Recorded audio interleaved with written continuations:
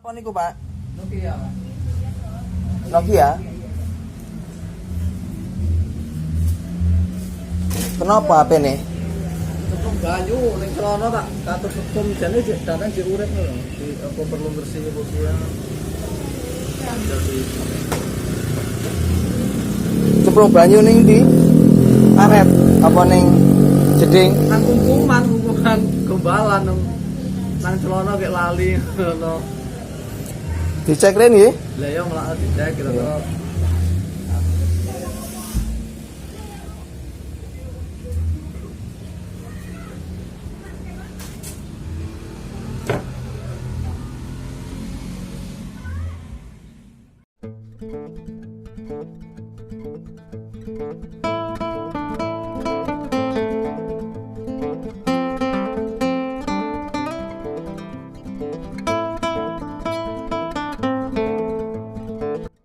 Halo, assalamualaikum warahmatullahi wabarakatuh. Jumpa lagi ya sama saya si Tenisi Deso. Gimana kabar sobat semua? Baik-baik saja ya. Oke, di depan video tadi saya kedatangan customer guys. Jadi ada bapak-bapak, beliau tuh bawa HP ini setelah nyelam di air ya. Ya ini Nokia 130 yang terbaru ya, atau TA1017. Jika melihat customer, saya merasa kasihan ya melihat bapak. Beliau ini terlihat harap-harap cemas ataupun khawatir sekali ya, dengan membawa HP yang sudah dalam keadaan basah, lalu lampunya kedip-kedip dan nyentuh sendiri ya, artinya tombol tuh bergerak sendiri. Nah kali ini kita akan bahas ya, dan insya Allah saya niatkan ini gratis guys untuk bapaknya. Mudah-mudahan dengan niat yang baik ini bisa selamat. Oke, setelah kita buka, kita bisa lihat ya penampakannya. Masih ada terdapat air. Jadi ini bilang beliau atau bapaknya sempat dikipas-kipas gitu bilangnya. Di depan kipas angin ya masih tetap nggak bisa ya, namanya air di dalam. Nah ini terbukti masih ada sisa air, dan dilihat dari sisa air ini kemungkinan masuk air itu belum lama ya, dan kemungkinan masih ya dalam hitungan jam ya, mungkin tadi pagi ya. Saat saya buka juga bagian casing belakang juga masih banyak airnya.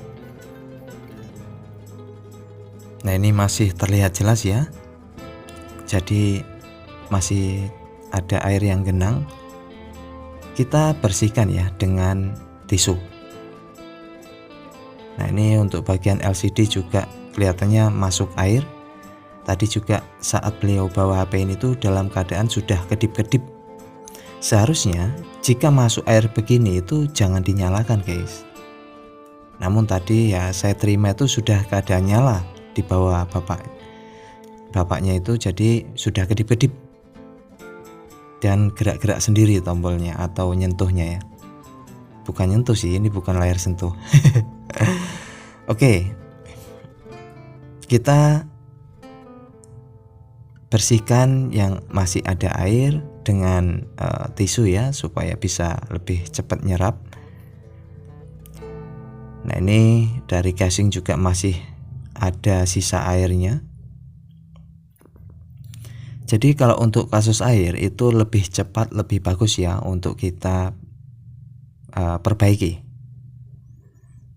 Ya kalaupun mau perbaiki sendiri itu disarankan copot semua hingga ke bagian mesin, lalu panasi atau dengan hair dryer bisa, ataupun dijemur juga bisa ya.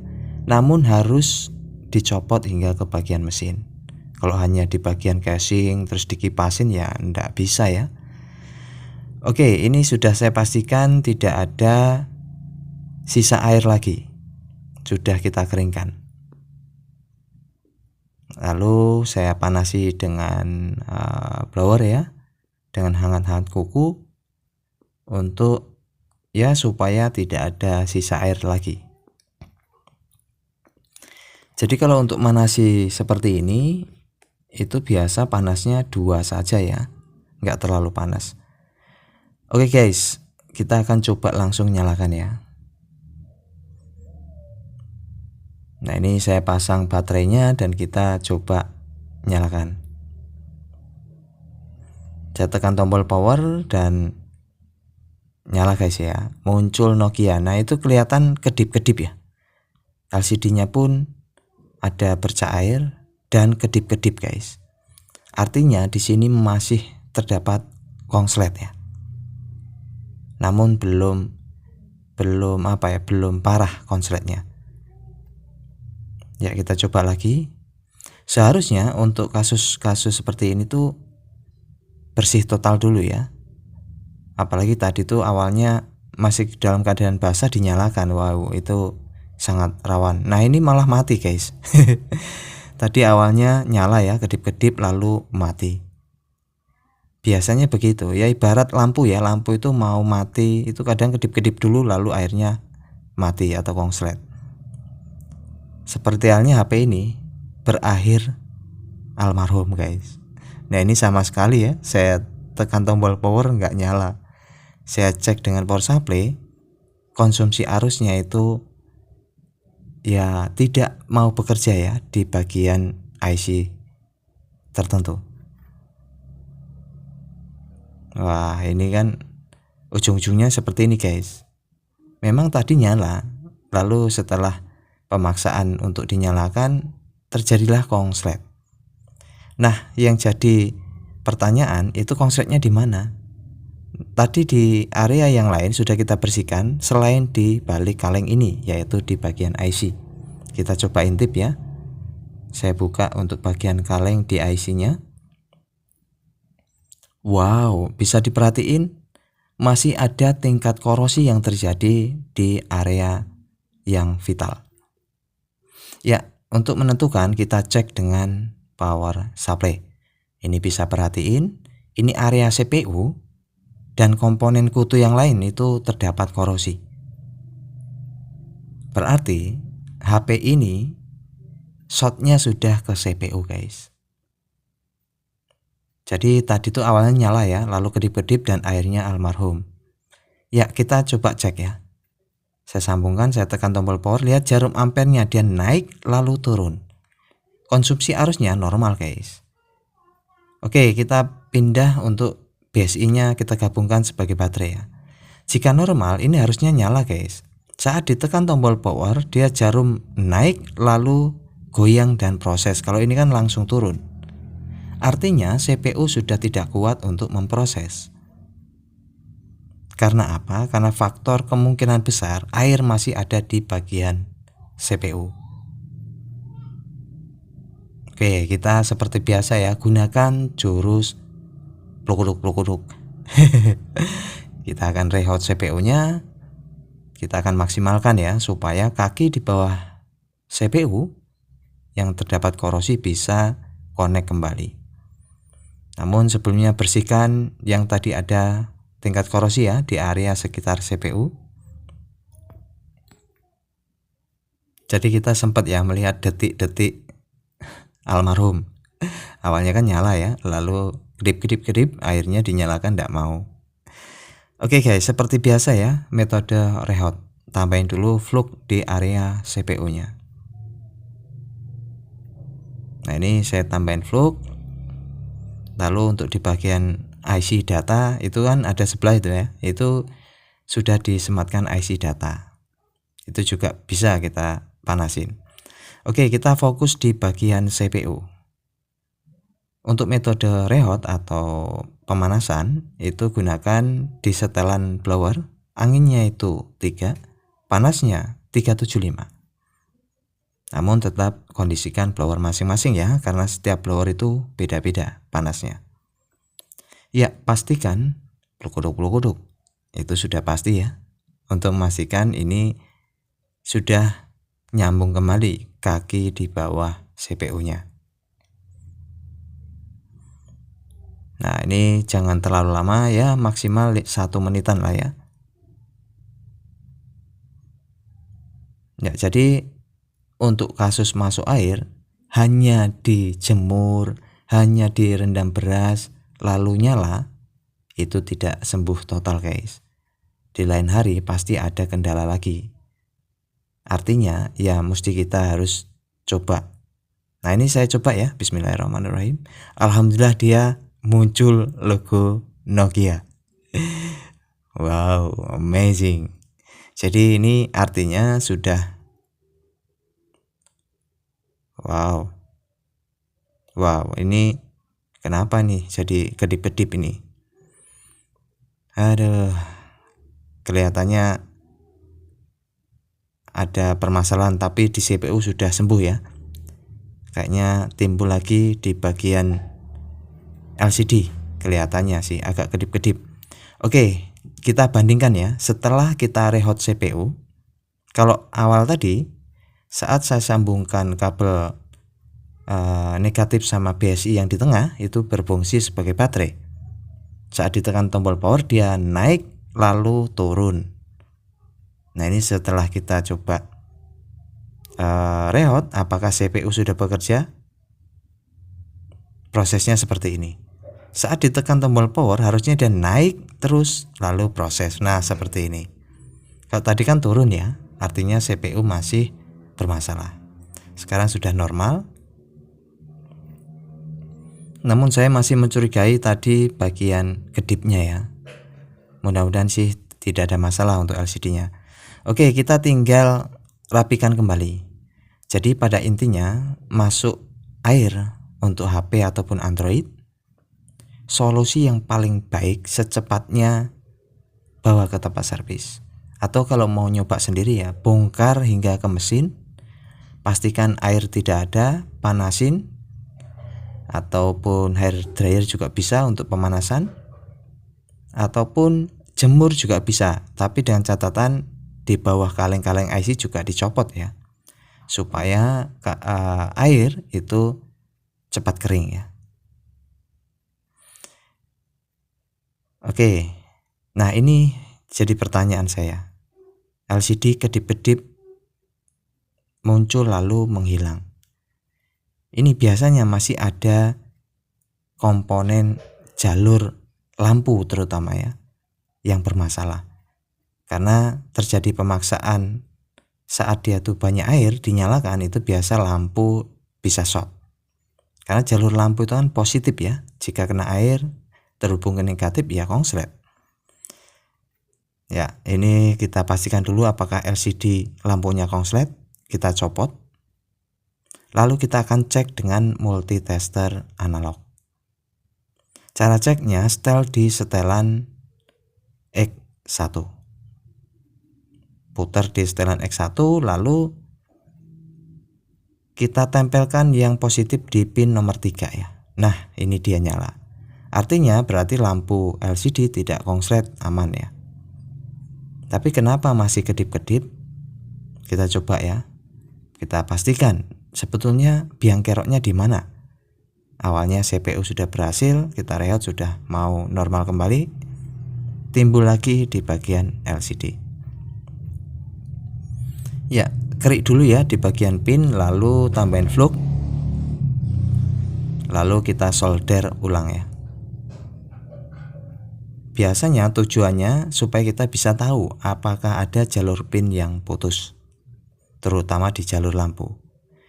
Oke, bisa diperhatiin jalur lampu adalah pin nomor 2 dari kiri. Bisa perhatiin? Jadi pin nomor 2 dari kiri inilah jalur lampu ya. Kita bisa melihat itu ada jalur yang putus. Seharusnya dia dari atas ke bawah itu nyambung.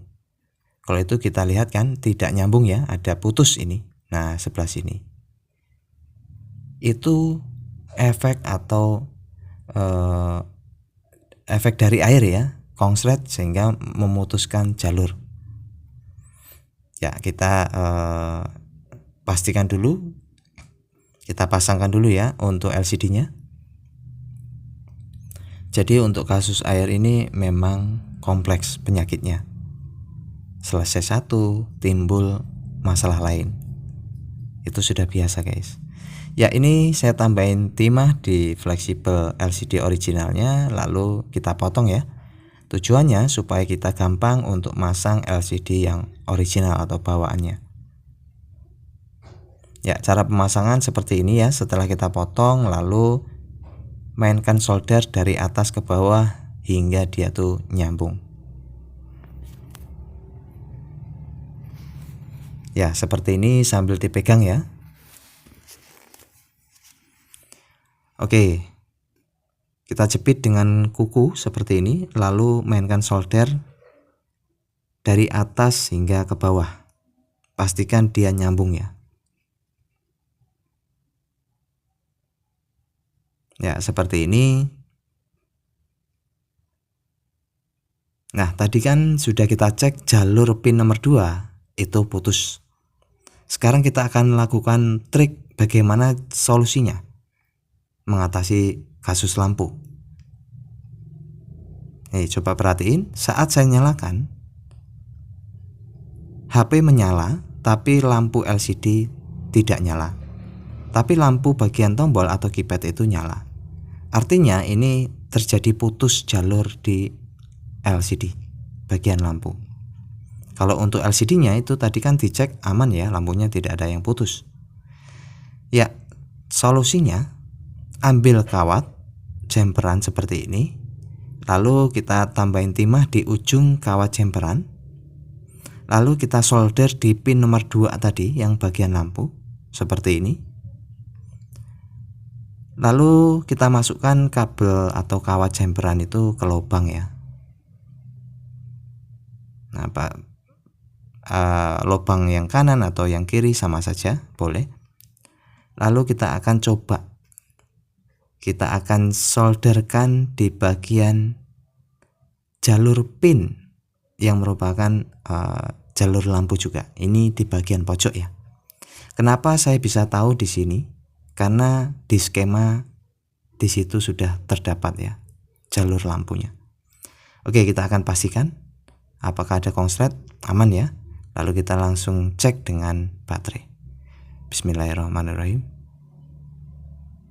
Alhamdulillah guys, sudah nyala kembali lampunya. Iya. Alhamdulillah ya, sudah nyala. Berarti kita mesti rapikan ya. Kawat jemperannya kan tadi panjang. Oke. Kalau saya cabut kabelnya ya tidak nyala. Itu untuk ngeceknya ya. Jadi sudah dipastikan jalur pin 2 itu menuju ke pin yang bagian pojok ya, di bawah konektor SIM. Ya, kita potong kabel jemperan supaya rapi ya. Lalu kita jemper ulang di bagian pin yang tadi. Nah, ini penampakannya seperti ini. Lalu kita nyalakan. Muncul logo Nokia. Amazing.